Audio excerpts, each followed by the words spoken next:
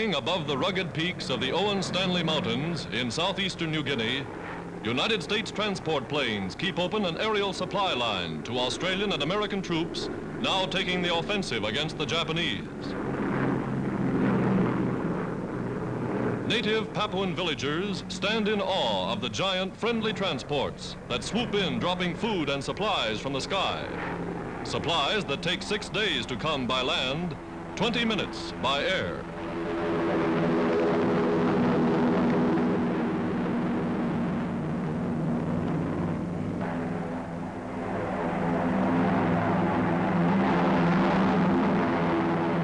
Here are rare pictures of war as it's fought in the jungle. Loyal natives, intrepid airmen, battling and overcoming the wilderness as well as the Japs.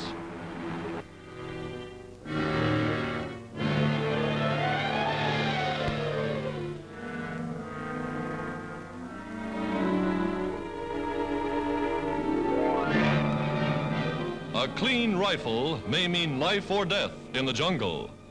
And these are the Australians that defeated the Japs at Kokoda. Now, over trails never traveled by whites, they follow up the attack. Soldiers skilled in all the tricks of jungle warfare. With field mortars and Tommy guns, they blast away at the slightest sound.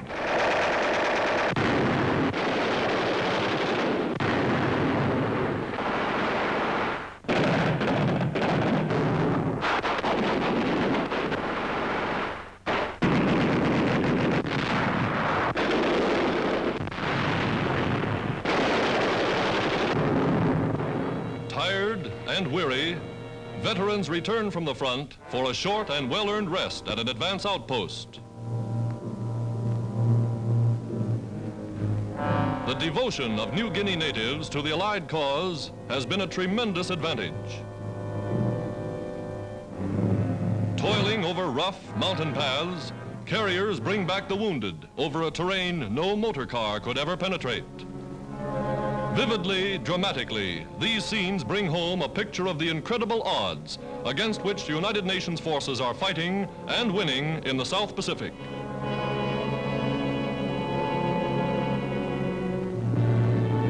Field hospitals care for minor casualties. Most ask only for a cigarette and a chance to return to the fight.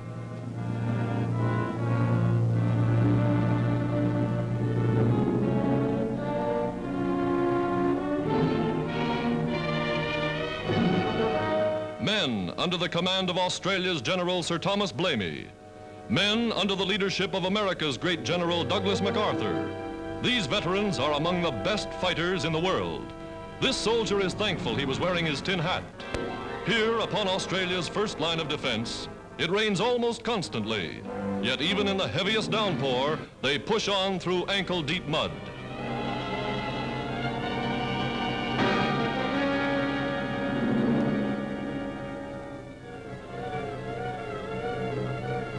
Only 100 miles from the mainland, they're keeping the Japs on the move. Strategic spearhead of the United Nations offensive in the South Pacific.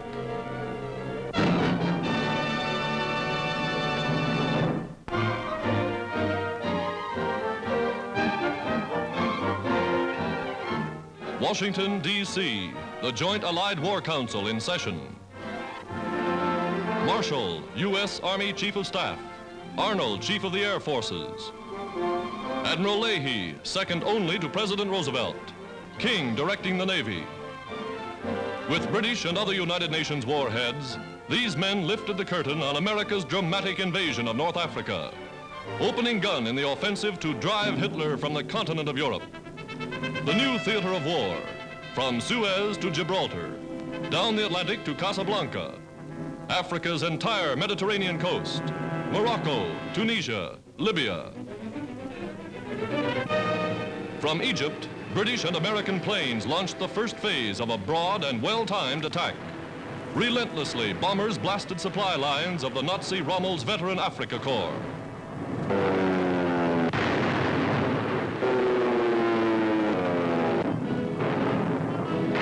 Then, seasoned British Imperials and Colonials, their ranks augmented with French, American reinforcements and American tanks, blazed across the desert in pursuit. Rommel was in retreat. Axis prisoners on the road back. For miles, columns of Rommel's shattered army streamed to the rear. Entire divisions of Italians abandoned by the Nazis as they fled. Timing the blow with the rout of the main Axis African force, America's General Eisenhower moved to take over French North Africa.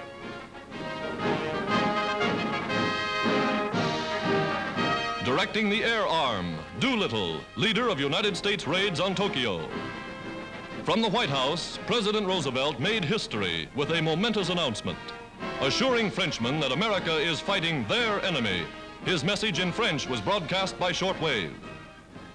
Nous arrivons parmi vous seulement pour écraser et pour anéantir vos ennemis. Croyez-nous bien, nous ne voulons vous faire aucun mal. Rendez-vous concours où vous pouvez, mes amis, et nous verrons revenir le jour glorieux quand la liberté et la paix régneront de nouveau dans le monde. Vive la France éternelle! Starved and bleeding France well remembers America's shiploads of mercy. To the children of France, the United States has always been their friend. For even while France was being bled white by her German conquerors, the children of Vichy were fed free food and milk from their friends in the United States. This, France will never forget.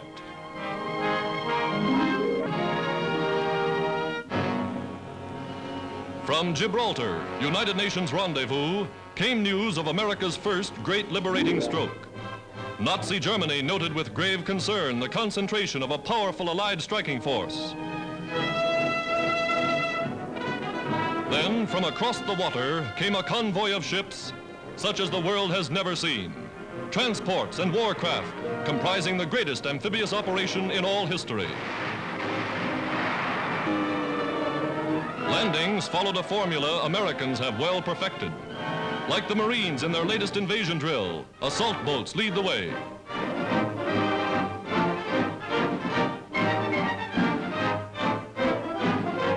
Tanks rolled ashore under their own power.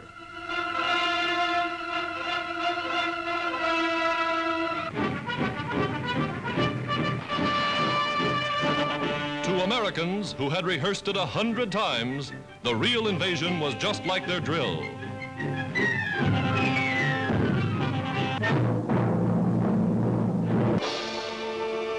Algiers, Mediterranean key to French North Africa, was showered from the air with leaflets calling on the people to aid the Americans in the fight against the common foe. After a token defense, armed resistance ceased. Oran was encircled. Casablanca fell. Crack units of French colonials, Arabs, Berbers, Senegalese, pledged allegiance to France's great general Henri Giraud when he landed in Africa after his escape from the Nazis. Under brave General Giraud, France's African legions have within their power the greatest opportunity of the war to strike a decisive blow for the freedom of France.